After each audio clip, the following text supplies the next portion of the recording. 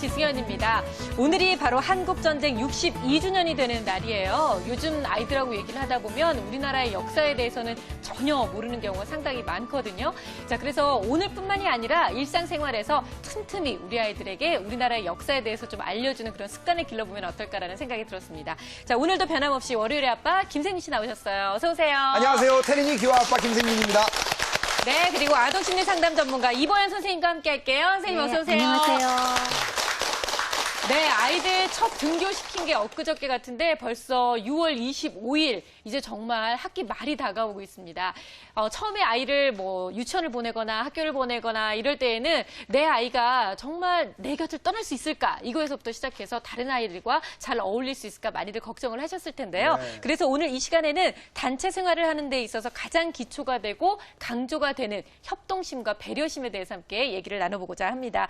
선생님 일단은요, 협동심, 배려심 다 중요하다고는 얘기하지만 특히나 협동심에 대해서는 예전에 저희 학교 다닐 때는 참 얘기를 많이 했던 것 같아요. 요즘은 별로 그 화두가 안 되는 것 같아요. 왠지 이제 이름이 막 삽들고 나가야 될 것 같고 조금 촌스러운 느낌이 좀 들기는 해요. 하지만 이제 협동심은 굉장히 우리가 이제 인간, 사회적 동물이라고 하는 인간에게는 굉장히 이제 중요한 건데요. 협동심의 뜻을 우리가 살펴보자면 어떤 집단이 어떤 한 가지 목표를 갖고 그거를 이뤄내기 위해서 집단 구성원들이 힘을 합치고 뜻을 합치는 게 이제 협동이라고 할 수 있어요.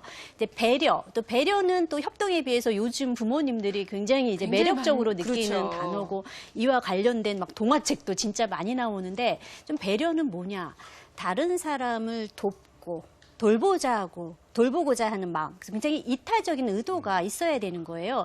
그래서 사실은 협동보다 배려가 한 수 위에 그렇네요. 아주 좀 어려운 걸 수가 있는데 이제 우리는 기초가 되는 어떤 협동보다는 더 수준 높은 배려를 아이한테 요구를 한다면 과연 이게 순서가 맞는 건가 한번 되짚어 생각해 봐야겠죠. 네. 그렇죠. 정말 협동이라는 게 굉장히 중요하다고 저는 생각을 하는데 저희 때나 저희 선배님들 때는 근면자조 협동 항상 붙어 그렇죠. 있지 않았습니까? 예, 예. 늘 배웠는데 요즘은 맞아요.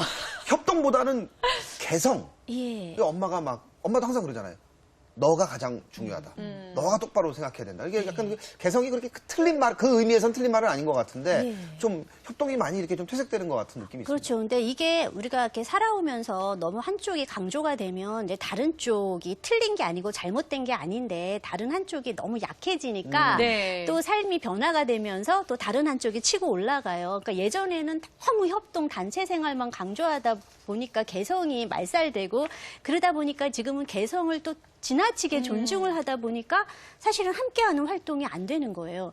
하지만 이제 협동하는 부분들은 우리 인간에게는 여전히 중요한 거고요. 우리가 어떤 텔레비전에 심지어 예능 프로를 보더라도 막 네. 오디션 같은 프로그램 봐도 막 같이 협동해서 하는 그런 것들이 많잖아요. 네. 그런 경우에도 우리가 딱 보면은 거기서 조금 너무 이기적으로 행동을 하거나 그럼 너무 또 개성이 두드러지거나. 그렇죠. 또 밑보여갖고 네. 또 탈락을 해요. 네. 그런 것처럼 우리가 개성을 존중하되 함께 단결하는 모습, 좀 낄 때는 끼고 자기 것들을 참아갔을 때 우리가 그 사람이 더욱더 성공할 수 있게 되는 거고요. 우리가 이런 합창 대회나 어떤 축구 경기 보면은 그냥 누가 그냥 혼자 하는 것보다는 우리는 더 많은 희열을 느끼고 굉장히 좀 강해지는 걸 느껴요. 그건 여전히 우리 인간에게는 협동이 아주 중요한 이제 기초가 이제 된다라는 뜻이죠. 네. 그런데 이제 이게 아이들이 어릴 적부터 이런 협동 정신이 사실은 생기는 것은 이제 아니에요. 그래서 근데 보통 한 만 7세 이상 되면은 우리 사회가 이제 보면 애들이 다 초등학교도 다니고 함께 집단 생활을 이루어 나가는 시기가 되면서 쌍방적이고 보다 공정한 협력이 이 아이들의 어떤 학교 생활 적응에 굉장히 중요한 요인이 되거든요. 네. 그러다 보니까 이런 만 7세 이후에 이런 협동 정신이 없게 되면은 이후 성인기 생활에도 이제 어려움이 이제 생길 수 있는 거고 또래 관계에서도 힘든 일이 생겨요. 그래서 네네. 협동심이 적을 경우에 일단은 그 타격을 받는 것들이 많은데 어떤 일을 할 때 자기 혼자 하면 사실은 더 힘들어요. 함께 도와주게 되면은 일이 훨씬 수월하게 되는데 혼자 하다 보면 시간도 많이 걸리고 성과도 별로 안 좋아서 그렇죠. 이게 이제 또 나쁜 요인이 되는 거고 또 협동식이 적으면은 또 친구가 적게 되는 거죠. 그래서 우리는 정서적인 어떤 위로나 위안, 지지도 얻어야 되는데 이런 부분에서 또 부족한 게 있고 또 요즘 같은 시대에는 많은 부모들이 염려하는 거 이제 학교에서 이제 따돌림의 대상이 되기 쉽다라는 거죠.